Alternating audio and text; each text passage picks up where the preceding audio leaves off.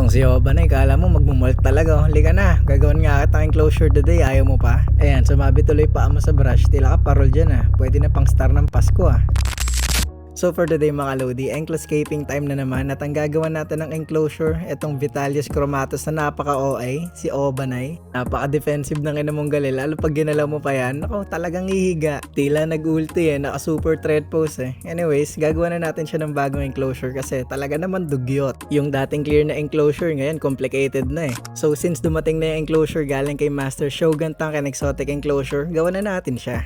Of course, una nating ilalagay ang background syempre para mas aesthetic tignan, di ba? Next, lalagay natin tong Liga balls para sa false bottom. Magsisilbing drainage kasi lalagyan din natin to ng plants. Para pag nagdilig, hindi magiging stagnant, di ba? Diyan siya babagsak. Next, ang screen mesh galing to kay Pets Coco Friend. Para naman hindi maghalo yung substrate tsaka false bottom, di ba? Kasi pag naghalo sila, edi wala din. Next, the substrate forest bed from Pets Coco Friend. Aba, all-time favorite yan. Bali, dalawang forest bed lang nagamit ko dito. Tak-tak, tas himas. Ganon din sa pangalawa. Tak-tak, tapos himas. Next natin ilalagay, syempre, ang magiging hide ni Obanay. Medyo malaki to. Kaya hindi na tayo magdadagdag pa, isa na lang yan. Baka di na siya makagalaw may lalagay pa tayong plants Then hukayin lang natin yung ilalim ng driftwood para mas mukhang hide talaga siya, di ba? Next natin yung mga plants, since sa grasslands or humid forest daw sila nakatira, lagyan natin ng matindi-tindi. Unahin natin tong foxtail kasi nakita ko sa mga grasslands may mga puno-puno Suksok lang natin dyan sa gilid tapos tabunan natin siya ng sarili niyang substrate. At since grassland nga edi bombahin na natin ng mondo grass. Sa mga nagtatanong pala, bakit daw nagtatrive yung mga halaman sa loob ng enclosure ko? Ano daw ginagamit kong light? Wala akong ginagamit na artificial light pero nasa outdoors yung mga enclosure ko so indirect sunlight meron. Ginugoogle ko lang din naman kung pwede ba sila sa indoor setup or low light lang palag na. Pag sinabing yes, edi ilagay. Pag hindi nabuhay, edi paltan. Lagay ko na rin pala yung water dish dito. Then dito naman tayo sa kabilang side maglalagay ng grass. Hindi tayo titigil hanggat hindi nagmumukhang farm ng pinyahan to. Ang kulit no? Pag magkakatabi sila mukha ng buhok ng pinya no? Anyways, ito na yung final output natin.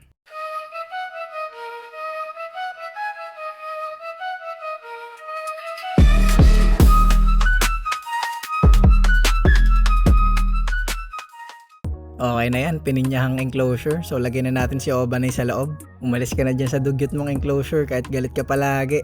Yun nangahataw pa talaga kala mo talagang laki So welcome to your new home, Obanay. Baka naman, bigyan mo ako ng isang magandang takedown dyan.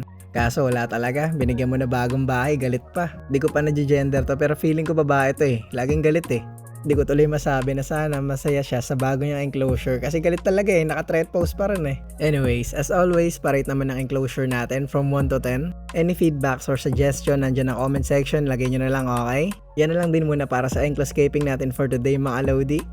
Bye-bye!